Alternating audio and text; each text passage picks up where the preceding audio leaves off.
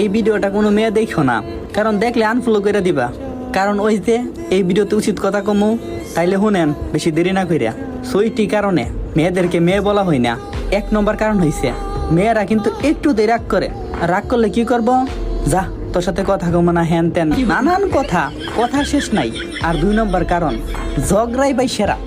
আপনি যা পারেন না পারেন, ঝগড়াই কখনো মেয়েদের সাথে পারবেন না ভাই। আর সবচেয়ে বেশি মানে ঝগড়াই মজা হয় কোন সময় জানেননি, মানে মেয়েরা যে সময় ঝগড়া করে শুনটাই না শেষ একটা। 3 নম্বর কারণ কিছু হইলেই মানে কান্না। হ্যাঁ, এইটারে কও কিতা নেকা কান্না। আর 4 নম্বর কারণ অতিরিক্ত সন্দেহ, মানে উনারা যেমন তার সাথে কথা কইতে পারবো।